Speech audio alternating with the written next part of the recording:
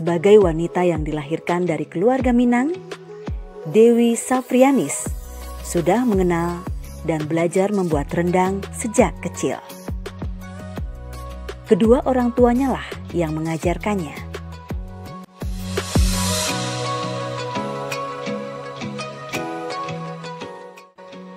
Ketika tinggal di kawasan Senen, Jakarta, beberapa tahun lalu, orang tuanya memiliki rumah makan Padang, sehingga setiap hari Dewi melihat dan mempelajari cara membuat rendang.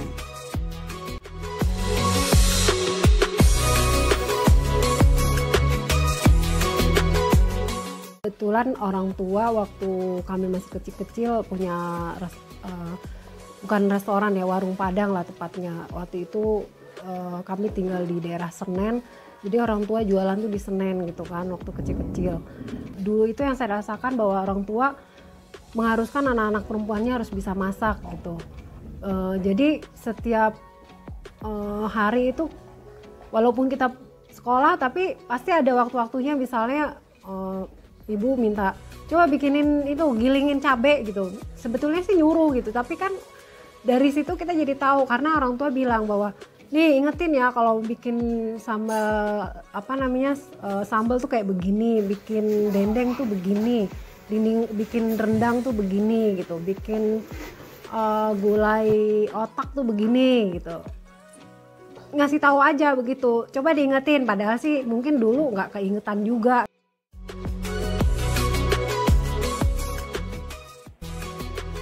Dewi sendiri bekerja sebagai jurnalis.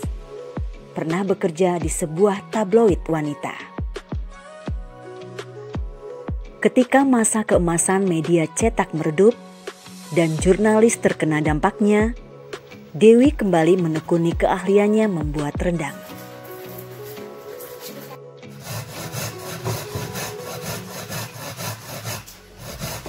Kebetulan saya dari media dan saya berpikir bahwa bekerja di media sampai kapan gitu, sampai umur berapa, apalagi seorang perempuan gitu. Mulailah terpikir untuk punya bisnis. Nah, saya mulai pikiran lagi, oh iya saya kan orang tua kan dulu backgroundnya punya warung Padang, kenapa nggak punya warung? Tapi kan kalau dengan kondisi saya masih bekerja nggak mungkin saya punya warung, karena bagaimanapun juga kan kita kalau punya warung, punya restoran itu harus fokus gitu. Nah, dulu tuh awal-awal udah mulai ada yang namanya makanan frozen gitu. Dari situ baru, oh ya kenapa enggak aja ya rendang tuh dibuat di frozen, dendeng di frozen gitu. Nah, saya coba gitu dan saya utarakan ke orang tua bahwa saya mau bikin rendang, mau dijual. Kata orang tua saya, ya udah kalau emang mau bikin rendang bikin gitu kan, tapi harus spesifik.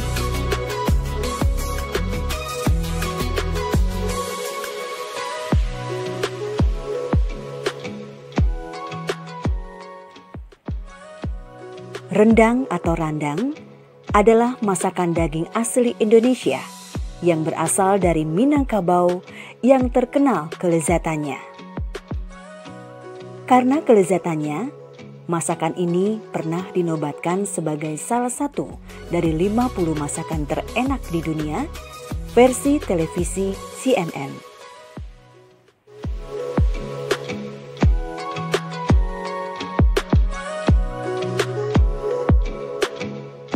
Masakan ini dihasilkan dari proses memasak suhu rendah dalam waktu lama menggunakan rempah-rempah dan santan.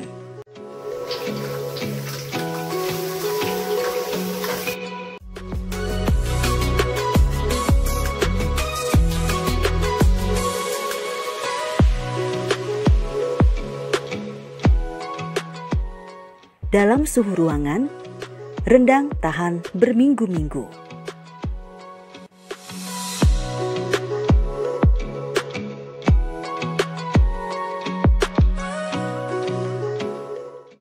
Dewi Safrianis lalu memasarkannya dari mulut ke mulut. Ternyata rendang buatannya cukup diminati. Dia kemudian menjalaninya secara serius dengan mengikuti berbagai prosedur berusaha dan membuat merek untuk produksi rendangnya. orang tuh banyak jual rendang di restoran Padang, banyak banget rendang. Jadi apa yang membedakan dengan rendang yang kamu buat, kata orang tua saya kan. Terus kata ayah saya bilang, kalau kamu bisnis rendang, rendangnya bikin dengan masaknya dengan kayu, dengan tungku. Nah itu pasti beda, yang nggak akan didapat sama orang di warung Padang di Jakarta. Mungkin orang udah meninggalkan masak dengan kayu gitu. Nah udah setelah itu saya usahakan waktu itu ketika memulai memang saya langsung seriusin bikin dapur yang langsung dengan ada tungkunya gitu. Dan begitu juga waktu saya pindah ke daerah Depok, saya juga langsung memikirkan bahwa nanti dapurnya harus ada dua, dapur untuk masak biasa dan dapur untuk membuat rendang.